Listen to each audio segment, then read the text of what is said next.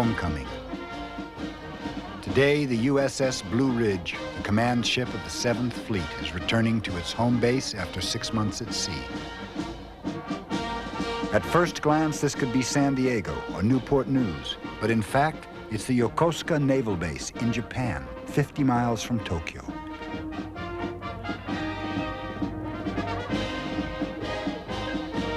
From 1985 to 1992, the United States spent over $30 billion on Yokosuka and other military bases defending Japan. During the same period, Japanese companies spent more than $100 billion buying American companies and real estate. They bought over $41 billion of America's growing debt. Yokosuka represents an old American vision of power, out of sync with the world outside its gates. For in Tokyo, Osaka, and in the factories of the interior, there is a new vision of power. It is economic power, and it is made in Japan. This is the story of how it came to be.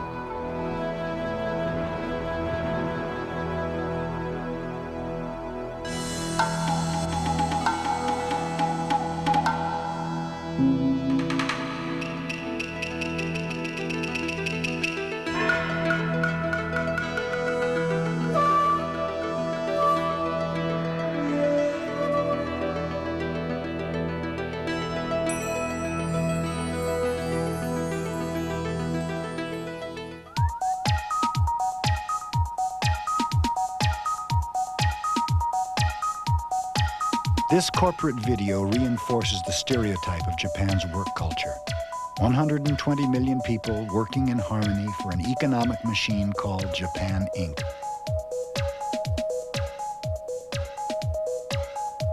But the truth is that the success of Japan Inc. has little to do with culture.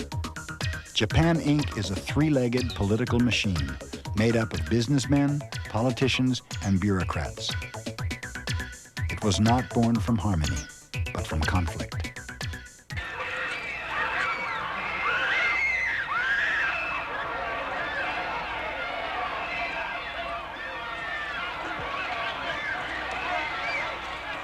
In 1960, Japan was a bitterly divided nation with a very uncertain future. Flares of the lights and shouting as though it was the eve of revolution. Never in our history we had that kind of thing before or since.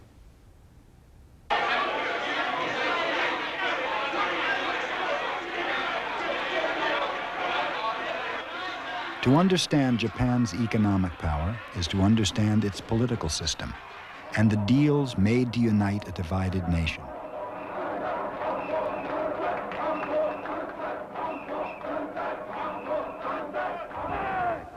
In 1960, the party in power was the conservative LDP.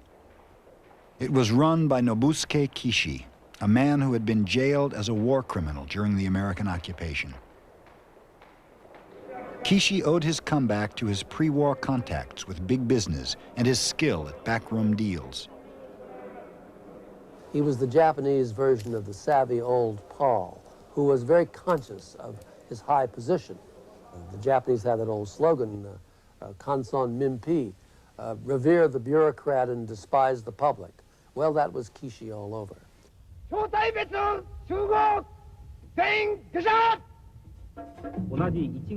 By 1960, the Japanese economy was marching to Kishi's drumbeat. Japanese companies were disciplined, and many took their orders from the government ministries in Tokyo.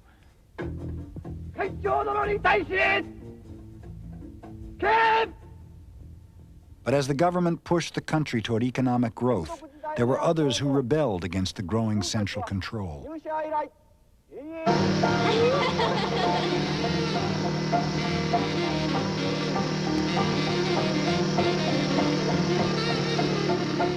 In his groundbreaking film, A Cruel Story of Youth, Nagisa Oshima tapped the mood of a new generation who saw in his films their own dreams of liberation.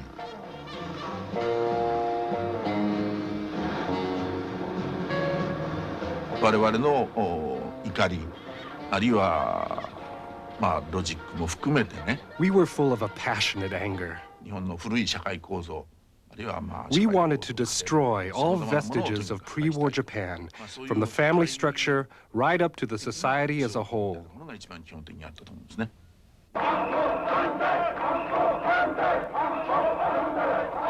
There was a lot of confusion about where the country was going. The young people thought one thing. They were influenced by democracy as they saw it. The old people were nervous about that. Management went one way. Labor was going another. There were vicious, protracted strikes in Japan's major industries, Toyota and Nissan among them. There was a very active, vocal political left. Everything was building up toward that year of 1960, which became a crisis point in modern Japanese history. Fujiyama, Japan's most famous landmark, is the background of a U.S. Marine Corps rocket exercise. The crisis was touched off by the fear of America's military ambitions. Since 1952, a U.S.-Japan security treaty had scattered U.S. military bases and nuclear weapons throughout Japan. In 1960, when Kishi decided to renew the treaty, socialists and college students erupted in protest. Only 15 years after Hiroshima, they feared Japan could become the battlefield in a nuclear war with the Soviet Union. The post-war student movement was basically anti-government. As war was still fresh in everyone's memory, it was also a statement that the people wanted to ensure that Japan would never fight another war. Since America had occupied and somewhat rearmed Japan, the demonstrations also inevitably became anti-American. Kishi and his LDP thought America's Cold War with the Soviet Union would benefit Japan. America would defend and support the Japanese while they focused on building their economy. アメリカとソ連の対立、それによるアメリカの日本援助。 During the Cold War, Japan took advantage of and profited from American protection. It allowed for our economic prosperity.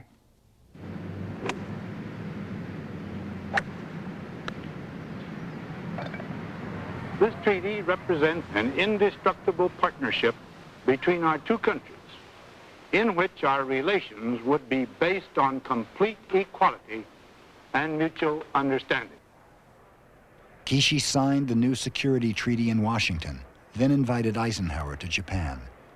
He promised the treaty would be ratified in time for his arrival.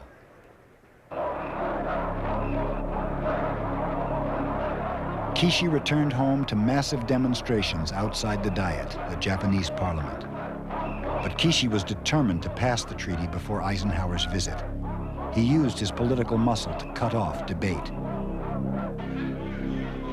In desperation, socialist politicians, outflanked and bypassed by Kishi, tried to stop the treaty process by barricading the Speaker of the House in his office.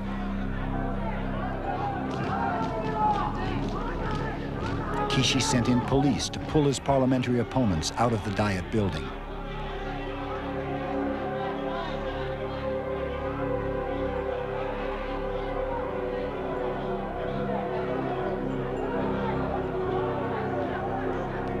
Finally, the police were able to push the speaker through the melee to the podium.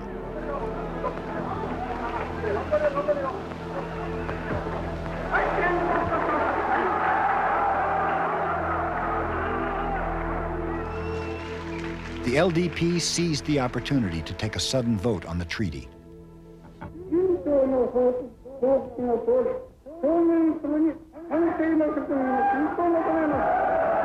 It passed overwhelmingly, since there were no socialists in the Diet chamber.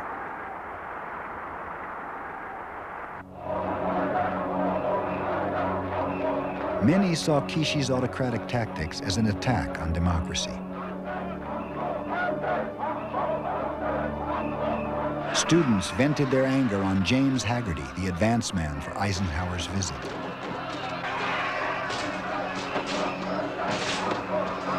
Five days later, students launched a full-scale siege on the Japanese government itself. I joined demonstration because of the Kishi's attitude toward Japanese people. He really tried to force it in a very undemocratic way. And that's another scare because we just started learning democracy. We are very happy. We wanted to make it more matured, but he's the one who decided to, again, sort of turn it down.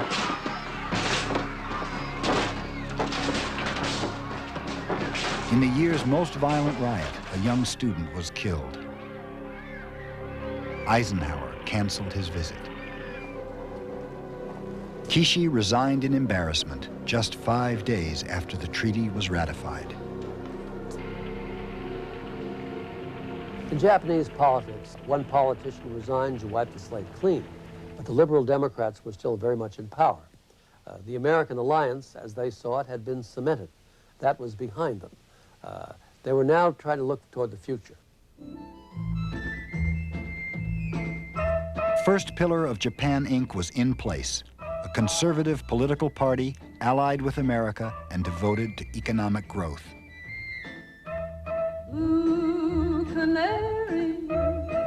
By 1960, some Japanese began to glimpse prosperity. In Tokyo department stores, elegant fashion shows drew curious crowds. They couldn't afford the clothes, but they could dream of a time when they could.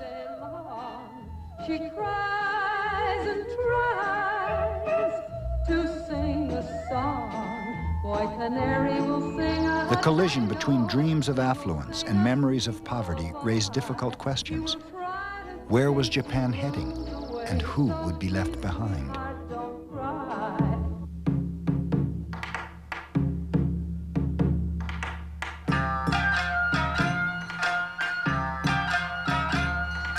In 1960, while protests raged in Tokyo, the eyes of the nation were drawn to a few poverty-torn villages on the island of Kyushu.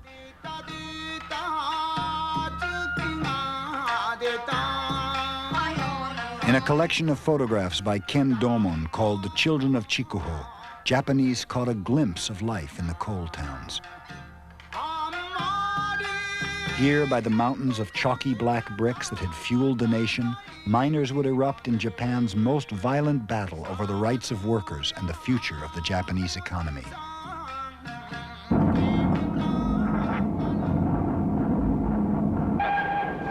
For over a century, coal had been Japan's most important natural resource. But the miners were anything but national heroes.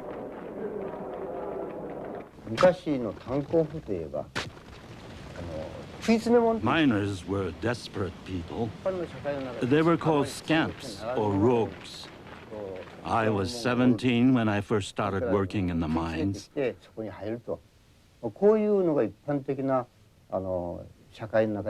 When I came home, I wouldn't tell anyone that I was a miner. Of course, the money was better than many jobs in the area, but it was miserable work. From the hard life of the coal mines grew powerful labor unions.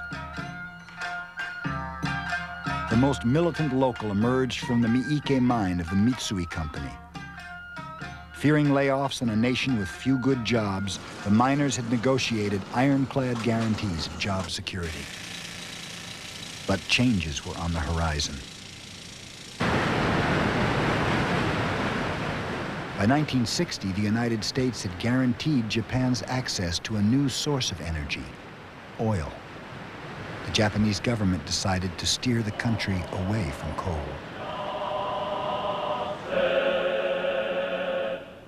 In response to the new energy policy, Mitsui broke its agreement with the miners and laid off 1,200 workers. Outraged workers occupied the mine. It was the beginning of a bitter strike at Miike that would last nearly 10 months.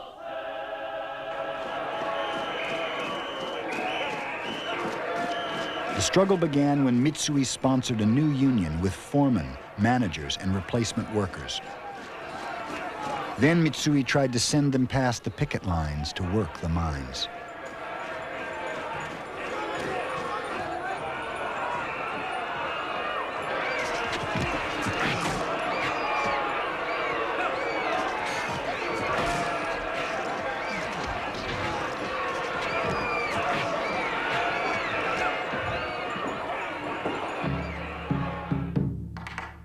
The struggle at Miike captured national attention. Many of the same activists who were battling the security treaty in Tokyo traveled to Miike to help the strikers. The miners' strategy was to keep the company from shipping its coal. Mitsui's strategy was to outlast the miners. They had financial support from many of Japan's major industrial companies who were determined to break the unions any way they could.